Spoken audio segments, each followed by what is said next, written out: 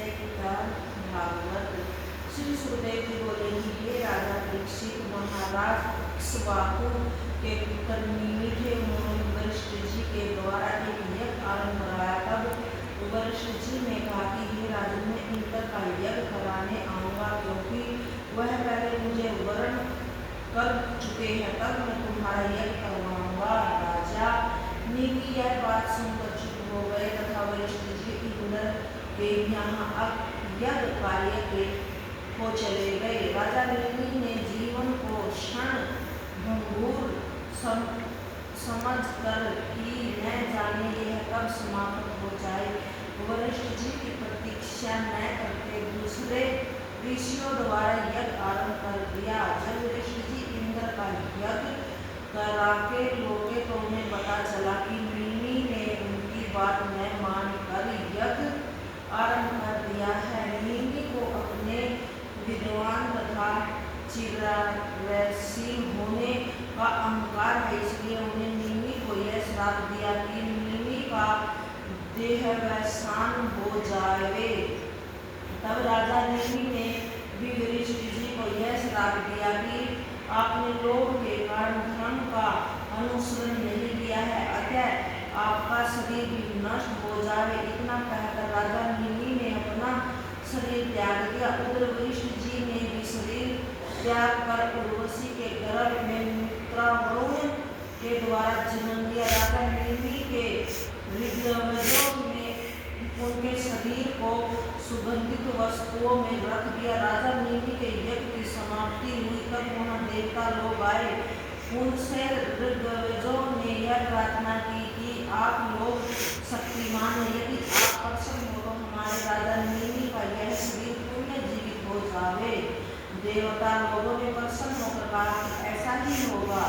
तब राजा निमि ने कहा कि मुझे यह शरीर बंधन नहीं चाहिए। भगवान के चरणों का ध्यान करने वाले इस शरीर बंधन को नहीं चाहते, क्योंकि यह शरीर किसी न किसी दिन अवश्य नष्ट होगा। अतः मैं इस शोक दुख के कारण शरीर को पुण्य धारण नहीं करना चाहता। देवताओं ने कहा कि हे श्रेष्ठ मुनियों, राजा निमि शरीर धारण करना नहीं चाहते हैं। ये प्राणी के नेत्रों में सदा निवास करेंगे और वहाँ हर रहकर अपने सूक्ष्म शरीर से परमात्मा का भजन करेंगे। पलक उठाने तथा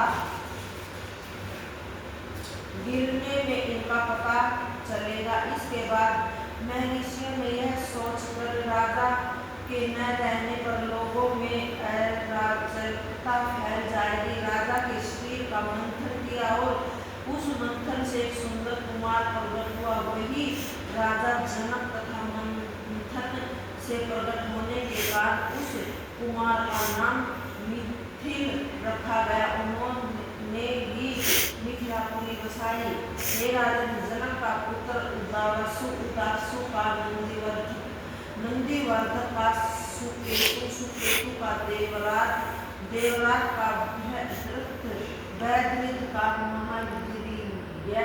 महावीर्य का सुधृत का धृष्ट केतु का हर्यश्व एवं भृश्यव का पुत्र मरु था। मरु का प्रतीक का कीर्तिरथ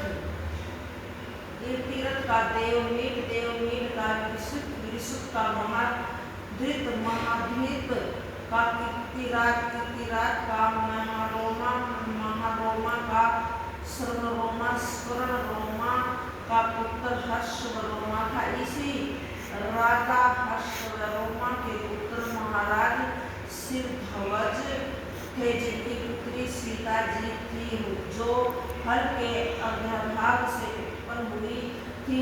सिरध्वज के कुशध्वज, कृष्णध्वज के धर्मध्वज और धर्मध्वज के कीर्तध्वज और मिथध्वज पुत्र थे। कीर्तध्वज के केशिध्वज और मिथध्वज के खंडिव्य पुत्र थे। केशिध्वज का भानुमान तथा भानुमान का पुत्र शत्रुघ्न था। शत्रुघ्न के सुरुचि के संद्राज के ऊर्ध्वकेतु के अज का उज्जित के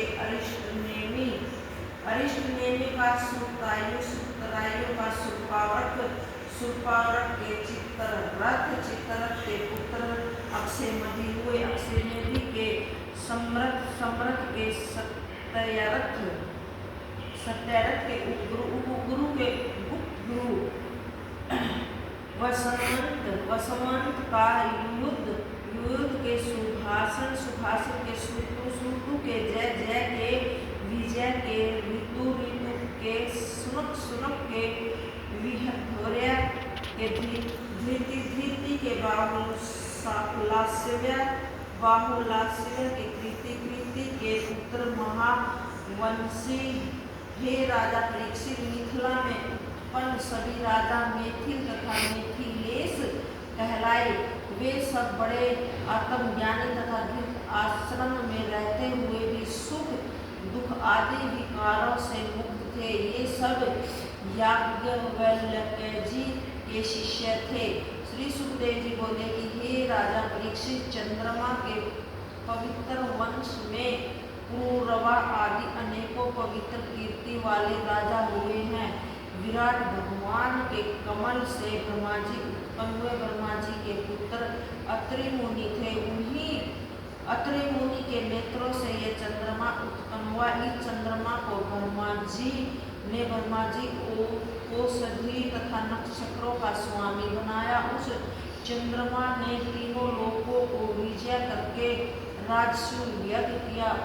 इस कारण चंद्रमा को अति अभिमान हो गया और देवगुरु बृहस्पति की पत्नी तारा को चुरा लाया। बार बार मांगने पर भी उन्हें नहीं लौटाया। ऐसी स्थिति में उस पत्नी के लिए देवता तथा दानवों में युद्ध आरंभ हो गया। शुक्राचार्य जी ने चंद्रमा का पक्ष लिया और महादेव जी ने अगिरा जी के पुत्र बृहस्पति जी का पक्ष लिया तथा इंद्र सभी देवताओं ने भी बृहस्पति जी का पक्ष लिया। इस प्रकार तारा के लिए दैत्य तथा देवताओं में घोर संग्राम हुआ। तत्पश्चात अगिरा जी ने ब्रह्मा जी के निकट जाकर युद्ध बंदी की प्रार्थना की। तब ब्रह्मा जी ने चंद्रमा को डांट फटकार कर तारा बृहस्पति जी को दिला दी। तारा के चंद्रमा का गर्भ था। तब वह बृहस्पति जी ने अपनी पत्नी से डांट कर कहा कि हे रे दुष्टा, मेरे अक्षेत्र में यह दूसरे का गर्भ है, इसे तू अभी त्याग दे। भय मत कर, मैं तुझे भस्म नहीं करूँगा, क्योंकि एक तो तू स्त्री और दूसरे निर्दोष भी है। दूसरे मुझे भी संतान उत्पन्न करने की इच्छा है। पति की यह बात सुनकर तारा ने लज्जित भाव से उस गर्भस्थ बालक को गर्भ से अलग कर दिया।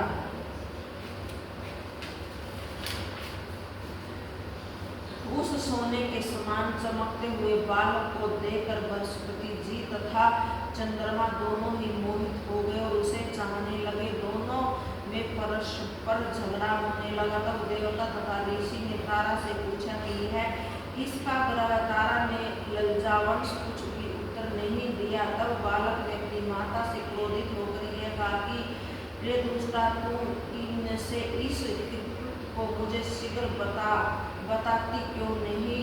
तब ब्रह्मा जी ने तारा को एकांत में बुलाकर पूछा तो तारा ने चंद्रमा का ही गर्भ बताया और उस पुत्र का नाम चंद्रमा ने ले लिया। हे राजन, उस पुत्र का नाम बुध रखा गया। उसी बुध के द्वारा इला नाम की अप्सरा के गर्भ से पूर्वा उत्पन्न हुए।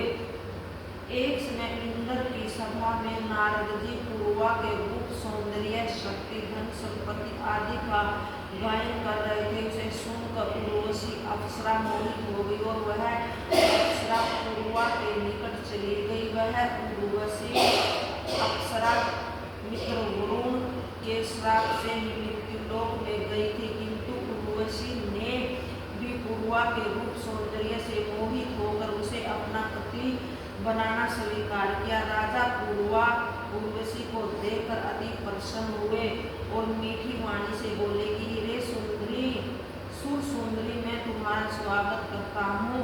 बोले, तुम्हारी क्या सेवा करूँ? आओ तुम मेरे साथ विहार करो।